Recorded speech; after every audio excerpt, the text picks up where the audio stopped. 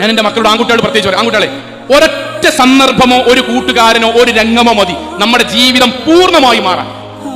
സ്കൂളിലെ 10ാം ക്ലാസ്സിൽ fully A+, +2 fully A+, രണ്ടിനും മുഴുവൻ മാർക്കും ഏകദേശം കിട്ടിയ ഒരു കുട്ടി കേരളത്തിൽ അറിയപ്പെടുന്ന എഞ്ചിനീയറിംഗ് സ്ഥാപനത്തിൽ പഠിക്കാൻ വേണ്ടി പോയി. 6-7 മാസം കഴിഞ്ഞിട്ട് അവന്റെ രക്ഷിതാക്കളെ ക്യാമ്പസിലേക്ക് വിളിച്ചു. നമ്മളെ വിളിക്കുമ്പോൾ കാണുന്ന രംഗം തരും. സ്റ്റാഫ് റൂമിൽ ഇങ്ങനെ നിൽക്കുന്നുണ്ട്, അവൻ സ്റ്റാഫ് റൂമിൽ നിൽക്കാൻ കൂടുതൽ അധ്യാപകർ നിൽക്കുന്നുണ്ട്. ആ വാപ്പിമ്മി വന്നു. വാപ്പാനിമാനി മനസ്സിൽ എന്താണെന്നൊക്കെ അറിയോ മക്കളെ? 10ാം ക്ലാസ്സിൽ അവൻ പഠിച്ച കലാലയത്തിൽ ബാപ്പിയും പോയിക്കണ്. അവന് കിട്ടുന്ന ഏതെങ്കിലും ഒരു പരീക്ഷയിലെ ഉന്നത മാർക്കിന് വേണ്ടി അവാർഡ് കൊടുക്കുമ്പോൾ ബാപ്പാനിമാനും പരിഗണിക്കുന്ന സദസ്സൊക്കെയാണ് അവർ ഇന്നുവരെ പോയിട്ടുള്ളൂ. +2 അവൻ ഏതെങ്കിലും വിഷയങ്ങളിലോ ക്വിസ് മത്സരത്തിലോ ഫസ്റ്റ് കിട്ടുന്ന അവാർഡ് ദാന ചടങ്ങിൽ ഗസ്റ്റ് ആയിട്ടാണ് ബാപ്പാനിമാനും വിളിക്കല്.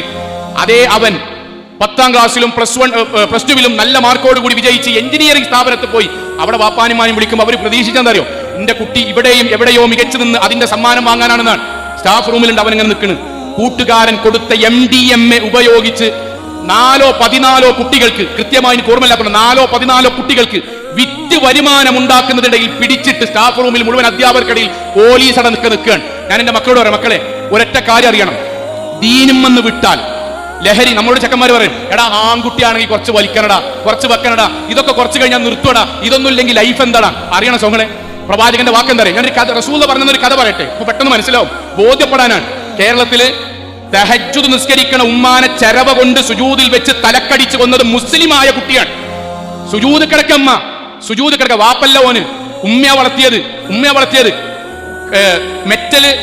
കല്ലുകൾ മെറ്റലുകളാക്കി അടിച്ച് ഉച്ചവരെ പണിക്ക് പോയി കല്ലുകൾ മെറ്റലാക്കിയ പൈസയും അതിനുശേഷം വേറൊരു വീട്ടിലേക്ക് ഉച്ചയ്ക്ക് ശേഷം വീട് പണിക്കും പോയി സ്വന്തം മകൻ, ഒരു കുട്ടിയുള്ളത്, ബാപ്പ മരിച്ചു ചെയ്ത് ആ കുട്ടിയെ ബാപ്പാന്റെ ഇഷ്ടപ്രകാരം പ്രൊഫഷണലാക്കി വളർത്തണമെന്ന് ആഗ്രഹിച്ച് കേരളത്തിന്റെ പുറത്തേക്ക് പറഞ്ഞയച്ച് അവൻ അവിടെ പോയി ലഹരി ഉപയോഗിച്ചു തുടങ്ങി. ഉമ്മാനോട് പൈസ ചോദിച്ച് ഉമ്മാക്ക് ആവർത്തിച്ച് ചോദിച്ചപ്പോൾ ഉമ്മാക്ക് എന്തോ പന്തികേട് തോന്നിയിട്ട് തരൂലാന്ന് പറഞ്ഞ് കച്ചറുണ്ടാക്കി, വീണ്ടും ചോദിച്ചു, വീണ്ടും കച്ചറുണ്ടാക്കി.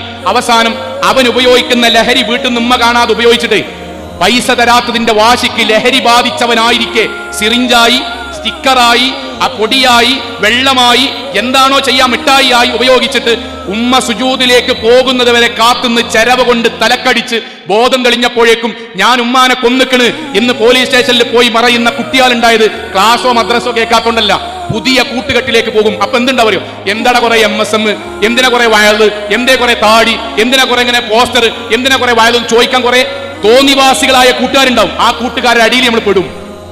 ഓല് പറയും, വലിച്ചിട്ടില്ലെങ്കിൽ ആണല്ലടാ, വെച്ചിട്ടില്ലെങ്കിൽ ആണല്ലടാ.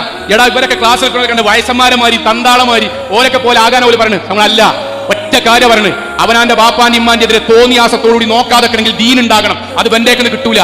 ഉമ്മാനെ കൊല്ലാതെക്കണമെങ്കിൽ ദീനുണ്ടാണ്. ഞാൻ പ്രവാചകൻ പറഞ്ഞ കഥ എന്ന് പറഞ്ഞില്ലേ, പ്രവാചകൻ പഠിപ്പിച്ചത് മനസ്സിന് പോയത് കേട്ടോ. ഒരാൾ വലിക്കാൻ പറയുമ്പോൾ ഓർത്താൽ മതി.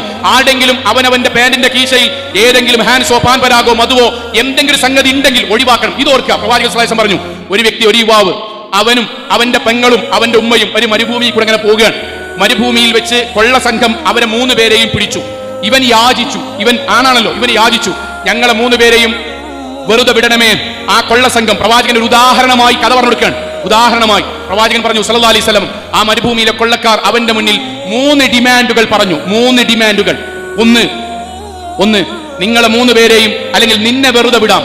ഒന്നുകിൽ നീ നിന്റെ പെങ്ങളെ തോന്നിവാസം ചെയ്യണം, ശാരീരികമായി തോന്നിവാസം ചെയ്യണം. അവൻ ഞെട്ടിയിട്ട് പറഞ്ഞു, നിങ്ങൾ എന്താ ഈ പറയുന്നത്? നിന്റെ പെങ്ങളെ ഞാൻ തോന്നിവാസം ചെയ്യേ? നടക്കൂല. എങ്കിൽ രണ്ടാമത്തെ ഓപ്ഷൻ, എങ്കിൽ നീ നിന്റെ ഉമ്മയെ കൊല്ലണം. എന്താ നിങ്ങൾ പറഞ്ഞ, ഉമ്മാനെ കൊല്ല്? എങ്കിൽ മൂന്നാമത്തെ ഒരു ഓപ്ഷൻ, നീ ഞങ്ങൾ തരുന്ന ലഹരി ഉപയോഗിക്കുക. ഈ 3 ഓപ്ഷനുകളിൽ സാധാരണക്കാരനായ ഒരു മനുഷ്യന്റെ മനസ്സിലുണ്ടാകുന്ന ചിന്ത പോലെ പെങ്ങളെ തോന്നിയാസം ചെയ്യാൻ പറ്റൂല, ഉമ്മാനെ കൊല്ലാൻ പറ്റൂല.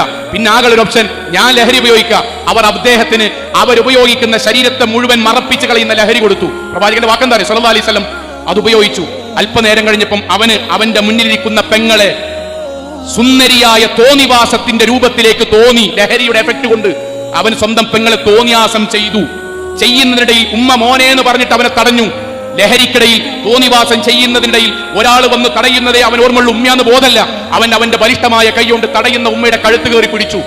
തോന്നിവാസം കഴിഞ്ഞപ്പോഴേക്കും ബലിഷ്ഠമായ അവന്റെ കയ്യിലൂടെ ഉമ്മ ഉതിർന്ന് താഴേക്കണ് വീണു. ബോധം തെളിഞ്ഞപ്പോഴേക്കും അവന് മനസ്സിലായി, പെങ്ങളിൽ തോന്നിയാസം ചെയ്തു, ഉമ്മാനെ കൊന്നും ചെയ്തു. റസൂൽ സല്ലല്ലാഹു അലൈഹി വസല്ലം വാക്കെന്നറിയോ? അൽ ഖംറു ഉമ്മുൽ ഖബായിസ്. അറിയുക, മുഴുവൻ തിന്മകളുടെയും നേതാവ് ലഹരിയാണ്. കാരണം അവനോട് ഒന്നേ ചെയ്യാൻ പറഞ്ഞിരുന്നുള്ളൂ, അവൻ ലഹരി ഉപയോഗിക്കാൻ തീരുമാനിച്ചു. ഫലത്തിൽ പെങ്ങളെയും അവൻ തോന്നിയാസം ചെയ്തു, ഉമ്മയെയും കൊന്നു, ലഹരി ഉപയോഗിച്ചു. ക്യാമ്പസിക്ക് പോകുമ്പോഴേ വലിക്കാൻ പറയുമ്പോൾ ഓർമ്മ ഉണ്ടാകണം, ഉമ്മാനെ കൊല്ലുന്ന ഒരു ദിവസത്തിന്റെ ഫസ്റ്റ് സ്റ്റെപ്പാണ് കത്തി ഞാൻ മൂർച്ച കൂട്ടാൻ തുടങ്ങാണ്. ബാപ്പാക്ക് വിഷം കൊടുക്കുന്ന ഒന്നാമത്തെ സ്റ്റെപ്പാണ് കത്തി മൂർച്ച കൂട്ടാൻ തുടങ്ങാണ്. അവിടുന്ന് MSM-കാരൻ മാറിക്കണം, ഹൈസക്കുകാരൻ മാറിക്കണം. അതിന് ആദ്യം പറഞ്ഞ പോലെ എല്ലാവരും കളിയാക്കുമ്പോ ഇങ്ങനെ നിന്നൊടുക്കുക, കളിയാക്കിക്കോ. അവസാനം നീ എന്റെ അടുക്കലേക്ക് വരും, കരഞ്ഞ് കലങ്ങിയിട്ട് നീ വരും, നിർത്താൻ കഴിയാതെ വരും, നിസ്കരിക്കാൻ പോലും കഴിയാതെ വരും. തോന്നിവാസത്തിൽ അകപ്പെട്ടിട്ട് രക്ഷപ്പെടാൻ നീ എന്റെ അടുക്കലേക്ക് വരും. അന്ന് കാണാമെന്ന് പറയാനുള്ള ചങ്കൂറ്റം ഹൈസക്കൊണ്ടുണ്ടാകണം. ഞാൻ എന്റെ മക്കളോട് ഹൃദയത്തുനിന്നാ പറയണേ, തോന്നിവാസത്തിൽ പോകരുത്.